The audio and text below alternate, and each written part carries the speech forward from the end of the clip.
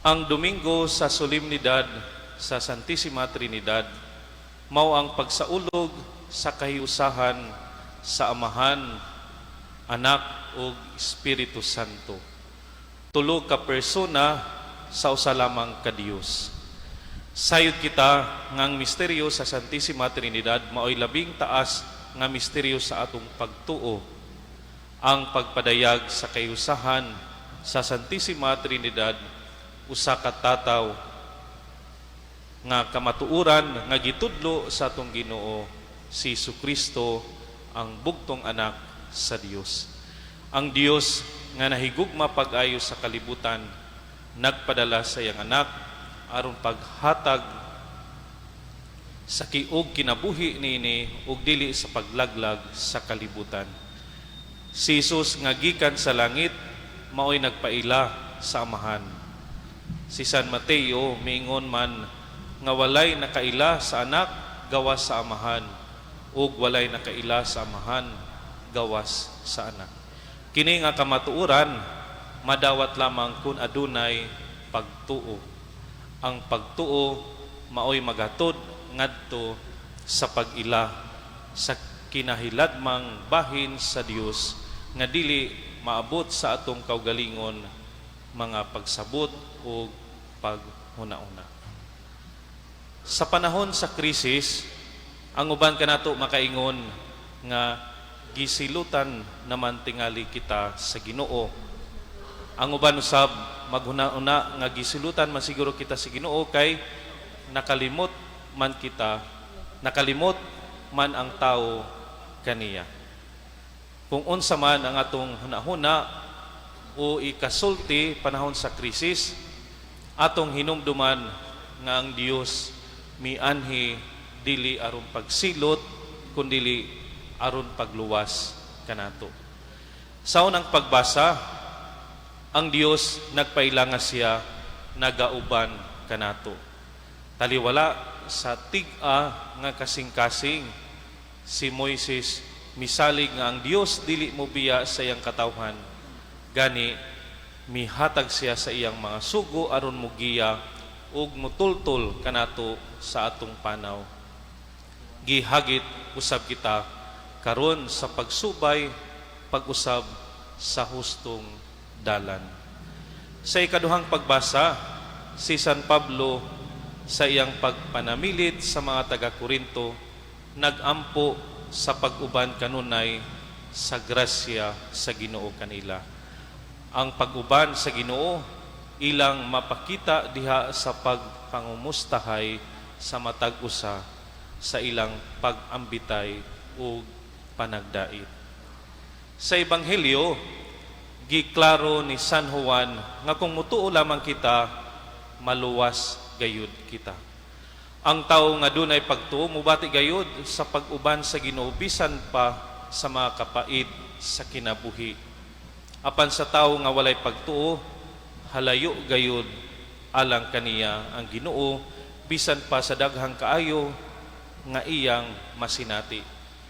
Palabihon unta nato ang atong pagtuo sa Dios ug bation ta nga siya nag-uban kanato dili aron mopasakit ug magpaantos kanato kundi aron pagtabang ug pagluwas kanato sa mas pait nga kinabuhi ug pagpakasala ug kangit-ngit sa walay Dios.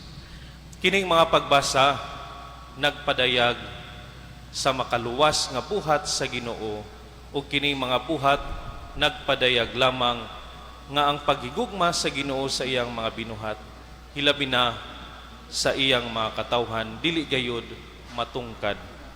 Sa sinugdan, ang Dios Amahan nagsaad sa iyang katawhan ug kaluwasan ug kini ang ginahuptan nga paglaom sa iyang katawhan sa mga nilabay nga mga katuigan hangtod nga kining maong saad natuman diha kang Hesukristo, ang pulong sa Dios nga nahimong tao sa iyang pagpasakit, pagpakamatay ug pagkabanhaw.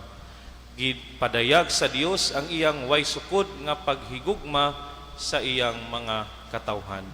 ug sa wala pa si Jesu-Kristo misaka sa langit uban sa Amahan, iya nang gisaad ang pagpadala sa Espiritu Santo gikan sa Amahan diha sa iyang mga disipulo aron makadawat sila sa tibuok kamatuoran ug magdasig kanila sa ilang pagsangyaw sa maayong balita nga mao si Kristo ngadto sa tibuok kalibutan.